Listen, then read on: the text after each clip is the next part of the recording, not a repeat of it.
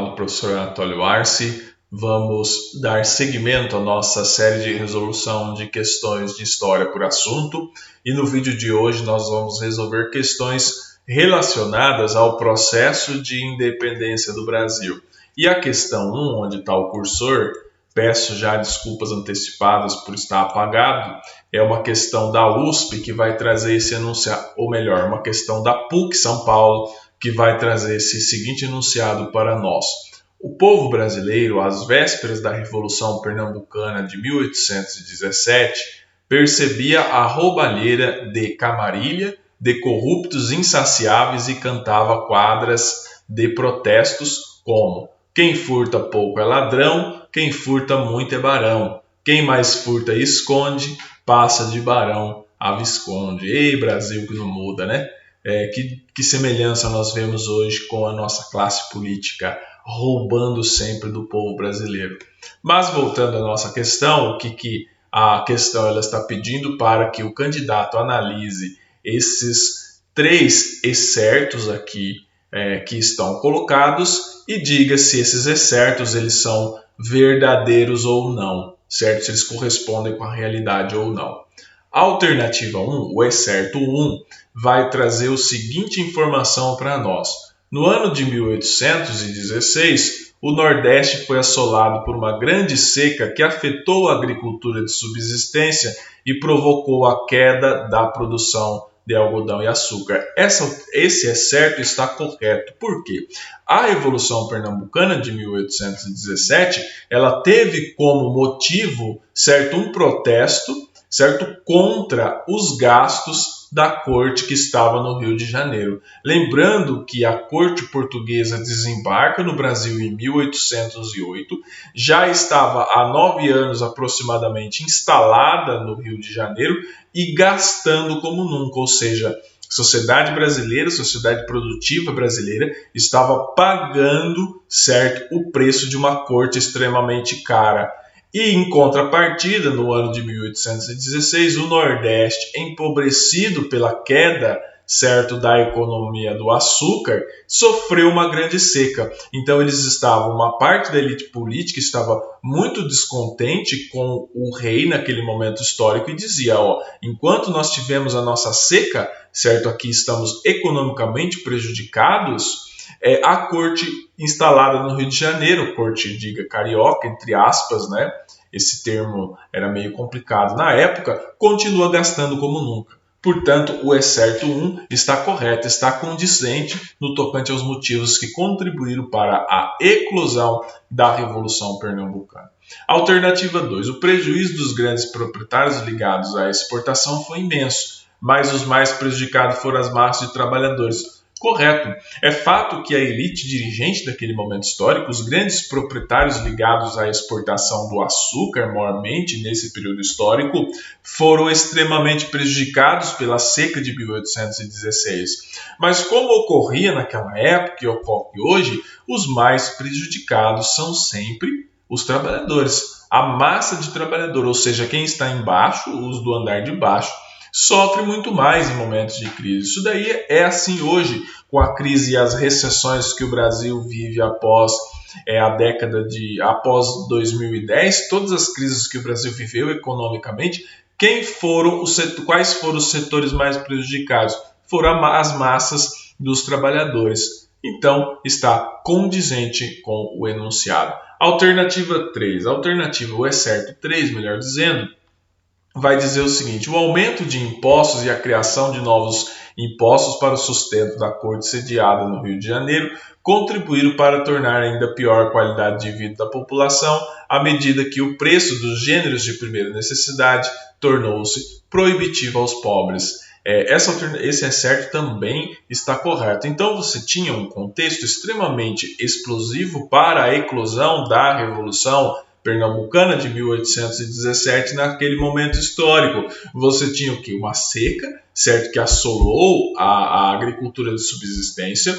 Você tinha prejuízo para a elite, você tinha uma massa de trabalhadores prejudicados na questão alimentar e você tinha o aumento de impostos. Por outro lado, você tinha o aumento de impostos criado pela corte sediada no Rio de Janeiro para sustentar aqueles imensos gastos. Veja só como são as estruturas sociais dos países e como elas mudam muito pouco ao longo da história. Portanto, o é certo 1, 2 e 3 estão corretos, e a respeito das asserções 1, 2 e 3 sobre a Revolução Pernambucana de 1817, deve-se afirmar que todas estão corretas, ou seja, se todas estão corretas, a alternativa correta na questão 1 é a letra D.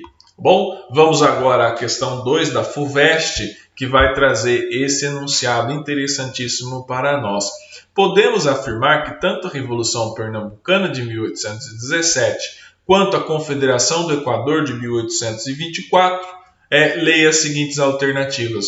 Quando o candidato ouvir falar em Revolução Pernambucana e Confederação do Equador, saiba que o processo da Revolução Pernambucana de 1817 e a Confederação do Equador de 1824 é um processo histórico que vem se desenrolando. Não estou afirmando claramente que uma é consequência da outra, mas você já tem um cenário lá em Pernambuco extremamente convulsionado. Tanto é que alguns personagens que fizeram parte da Revolução Pernambucana também fizeram parte da Confederação do Equador. Estou me referindo ao Frei Caneca, por exemplo, quem quiser pesquisar sobre esse interessante personagem da história brasileira. Tá? Então, se eles estão interrelacionados, certo? Eu já dei a dica para você e você já sabe que a Revolução Pernambucana ela foi provocada pela seca de 1816, pelo prejuízo dos grandes proprietários,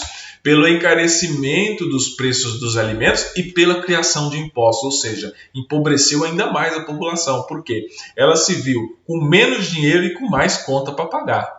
Então, isso daí certamente gerou um descontentamento. Vamos ler a alternativa A, ela está incorreta, a alternativa A, e ela vai dizer o seguinte: o descontentamento com as barreiras econômicas vigentes foi decisivo para a eclosão dos movimentos. Está errado porque não está falando de barreiras econômicas, por mais que tanto a Confederação do Equador quanto a Revolução Pernambucana tenha tido seu viés econômico, principalmente a Revolução Pernambucana tenha tido seu viés econômico, não eram as barreiras econômicas vigentes que estavam em pauta, certo? Portanto, a alternativa A está incorreta.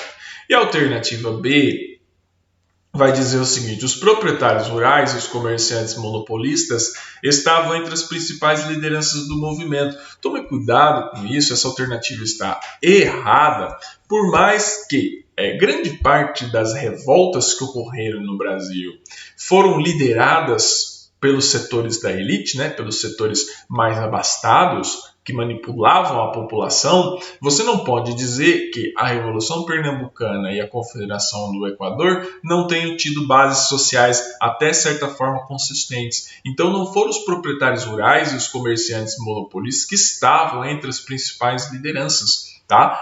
Você tinha várias lideranças ali de cunho popular. Você tinha, por exemplo, até um padre, o Frei Caneca, por exemplo. Houve outras lideranças também, tá? Essa alternativa está equivocada. A alternativa C vai dizer o seguinte: a proposta de uma república era acompanhada de um forte sentimento anti-lusitano. Essa alternativa está correta, porque você observa que, principalmente na Confederação do Equador de 1824, por volta de 1824, 1825, você tinha um cunho fortemente republicano na Confederação do Equador e um sentimento extremamente anti-lusitano. Mas o sentimento anti-lusitano ocorreu em ambos os processos históricos. Em 1817, você tinha um sentimento anti-lusitano porque a corte lusitana estava criando impostos, certo? Estava sugando os pernambucanos. Os pernambucanos se sentiam sugados pela corte do Rio de Janeiro. E em 1825, já com o Brasil independente, você tinha um forte sentimento lusitano porque, estando o Brasil já independente, enxergava-se naquele momento histórico o português como um invasor. Então o sentimento anti-lusitano cresceu bastante depois do processo de independência. Portanto, a questão C está correta. A questão D vai falar sobre a abolição imediata da escravidão, constituía-se numa de suas principais bandeiras, está equivocado. Grande parte dos movimentos rebeldes, tanto do período colonial quanto do Brasil pós-independência, até mesmo na regência, que foi um período extremamente convulsionado da história do Brasil, a abolição era algo que estava um pouco deixado de lado. É claro que houve movimentos que tinham a abolição da escravidão na sua pauta, mas a escravidão nesse momento histórico, nós estamos falando de 1817, 1824, o regime escravocrata ainda tinha sua força econômica, tanto é que o Brasil se tornou independente e a escravidão continuou. O Brasil se tornou o segundo reinado, entrou no período histórico do segundo reinado, a escravidão continuou. A escravidão continuou até as vésperas da proclamação da República. Tamanha a força que o regime escravocrata possuía na nossa situação econômica, na nossa estrutura econômica. Então, quando você fala em movimentos rebeldes no Brasil, a minoria deles eram abolicionistas. Poucos deles eram abolicionistas, tinham a preocupação com a abolição da escravidão. Tá bom? A alternativa D está incorreta e a alternativa E, a luta armada ficou restrita ao espaço urbano do Recife, não se espalhando pelo interior, está equivocado, certo? Não ficou restrita ao Recife, ela se espalhou sim para o interior, inclusive para outros estados, onde hoje outros estados do Nordeste. Portanto, na questão 2, a alternativa correta é a letra C. Vamos agora à questão 3 da FUVEST, vai trazer um extrato de texto para nós do Oliveira Lima sobre Dom João VI no Brasil. Vamos ler e depois refletiremos sobre ele. Após o tratado, pelo regime de virtual privilégio do comércio britânico, ficou sendo o seguinte estado legal das relações mercantis do Brasil. Livres, as mercadorias estrangeiras que já tivessem pego direitos em Portugal e, bem assim, os produtos da maior parte das colônias portuguesas, sujeita a taxa de 24% ad valorem às mercadorias estrangeiras diretamente transportadas em navios estrangeiros, sujeita a taxa de 16% às mercadorias portuguesas e também as estrangeiras importadas sob pavilhão português, sujeitas à taxa de 15% às mercadorias britânicas importadas sob pavilhão britânico ou português. O acontecimento histórico abordado no texto está diretamente relacionado com esse texto aqui. O que é a problemática dessa questão? Você precisa conhecer o processo histórico. Primeiro, tem a abertura dos portos em 1808, com a chegada de Dom João VI, ele promove a abertura dos portos às nações amigas. Naquele momento histórico, a nação amiga mesmo de Portugal era a Inglaterra, porque todos os outros países ou estavam alinhados com Napoleão ou pelo fato de estarem invadidos por Napoleão, estavam alinhados à França, pelo fato de estarem ali sofrendo a invasão napoleônica. Então você tinha o quê? A abertura dos portos. Entretanto, pouca gente sabe que nos 2 anos depois, em 1810, Portugal assinou vários tratados de abertura comercial com a Inglaterra, ou seja, a escolta da marinha inglesa, a corte portuguesa rumo ao Brasil, certo? Os navios ingleses escoltaram os portugueses vindo rumo ao Brasil, não foi de graça, certo? Dom João VI foi obrigado a assinar vários acordos comerciais favoráveis à Inglaterra naquele momento histórico. Então, sabendo disso, tendo essa informação, o acontecimento histórico abordado no texto está diretamente relacionado com a alternativa A. Você já pode descartar, porque a abertura dos portos brasileiros às nações amigas foi apenas uma abertura dos portos. A questão das taxas alfandegárias foi recebida, ou ela foi resolvida, melhor dizendo, 2 anos depois. Então, você pode descartar A e também pode descartar B, sabendo que você está falando de taxas econômicas, mas, por outro lado, não pode ser considerado um repúdio à manutenção do pacto colonial. Portugal rompe com o pacto colonial porque ele é obrigado, pelo contexto histórico, certo, a recompensar a Inglaterra pela escolta. Então ele rompe na prática com o pacto colonial. Mas não há um repúdio da coroa portuguesa ao pacto colonial, muito mais saudade do que repúdio. A alternativa C vai dizer o seguinte: o Tratado de Comércio e Navegação de 1810, celebrado entre Inglaterra e Portugal. Essa é a alternativa correta. Como eu acabei de falar, 2 anos depois, né, foram 2 anos ali de negociação, a Inglaterra consegue o que ela queria, certo? Consegue ser paga pela escolta por meio de um tratado de comércio e navegação de 1810, extremamente vantajoso para a Inglaterra, que inclusive prejudicou até comerciantes portugueses, porque naquele momento histórico, depois desse tratado de navegação, os produtos ingleses entravam no Brasil, certo? Com uma taxa mais barata do que os comerciantes portugueses. Eles eram melhor tratados, pagavam menos taxas alfandegárias do que os comerciantes portugueses. E a alternativa D vai dizer: o processo de emancipação política do Brasil, iniciado em 1810, também esse processo de emancipação política do Brasil, ele começa em 1808, não começa em 1810. E a letra E, a independência da economia portuguesa em relação aos interesses capitalistas britânicos. Pelo contrário, os portugueses passaram a estar cada vez mais dependentes dos interesses dos capitalistas britânicos. Portanto, na questão 3, a alternativa correta é a letra C. Vamos agora à questão 4, e a questão 4 vai trazer o seguinte enunciado. É um extrato de texto do sociólogo paulista, brasileiro, melhor dizendo, Caio Prado Júnior. A independência brasileira é fruto mais de uma classe do que da nação tomada em seu conjunto. Beleza, essa é a frase do Caio Prado Júnior e o comando na questão vai dizer: identifique a alternativa que justifica e complementa o texto, ou seja, esse é um texto basicamente de interpretação. Então, se ele está falando que a independência é fruto mais de uma classe do que da nação tomada em conjunto, significa que o Caio Prado Júnior está dizendo que a independência brasileira foi uma obra das elites e que não contou com ampla participação popular, que é uma leitura bem marxista do processo de independência do Brasil e da qual eu concordo em grande parte com os analistas do período. Mas o que importa aqui não é isso. Então vamos ler a alternativa A, que está incorreta, vai dizer que a independência foi liderada pelas camadas populares e acompanhada de profundas mudanças sociais. Quem conhece o processo de independência do Brasil sabe que não foi liderada pelas camadas populares e não houve praticamente nenhuma mudança social significativa após 7 de setembro de 1822. Tá bom? Que vai completar, inclusive, 200 anos daqui a alguns dias. Hoje nós estamos em 31 de agosto, não sei quando eu vou publicar esse vídeo, mas provavelmente quando eu publicar esse vídeo, o Brasil já vai ter completado 200 anos de independência. E a alternativa B, que é a correta, vai dizer: o movimento da independência foi uma ação da elite, preservando seus interesses e privilégios. Correto, está em consonância, em linha, né, com o que o Caio Prado Júnior colocou ali.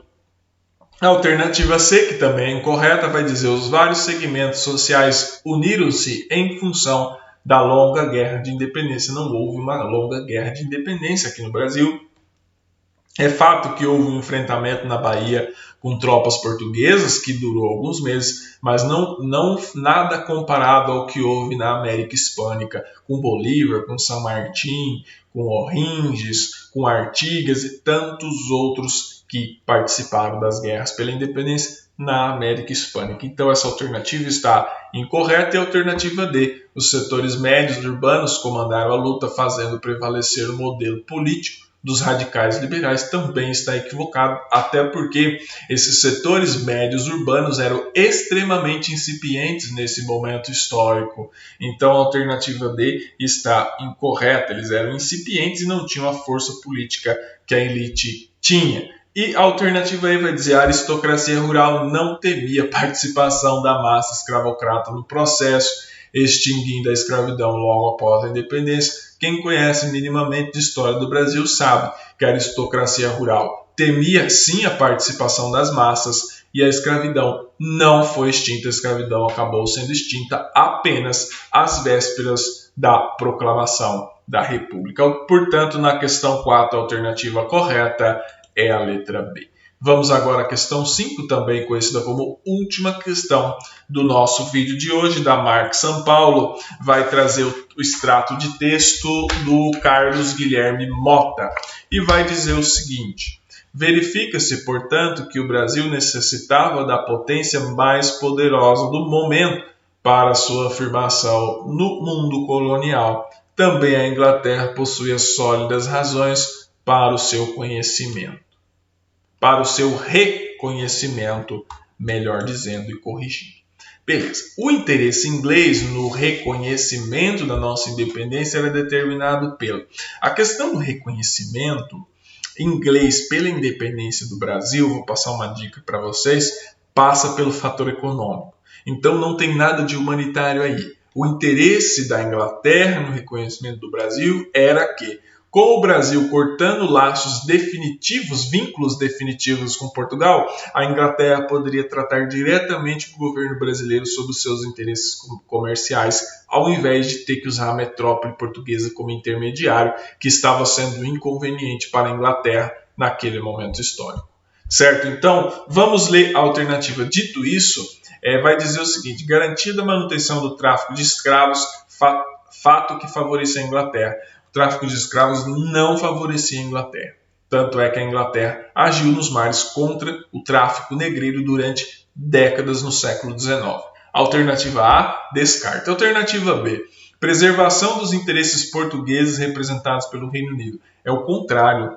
O Reino Unido queria o quê? Preservar os seus interesses. Se precisasse contrariar os interesses portugueses, paciência. Então a alternativa B está equivocada. E a alternativa C, que é a correta, vai dizer o seguinte: controle de nosso mercado, configurado posteriormente nos tratados de 1827. Correto. Tratados, depois que o Brasil se tornou independente, foram assinados novos tratados comerciais com a Inglaterra, como uma forma de compensar a Inglaterra pelo apoio do reconhecimento. Lá em 1810, quando o Brasil ainda estava vinculado a Portugal, os tratados econômicos foram uma forma de pagar a escolta da família real. E aí, em 1827, foi uma forma de pagar o processo, o reconhecimento por sua independência. E a alternativa D vai dizer o apoio brasileiro à política da Santa Aliança. O Brasil não ia apoiar a Santa Aliança, porque a Santa Aliança tinha o propósito de voltar, de recolonização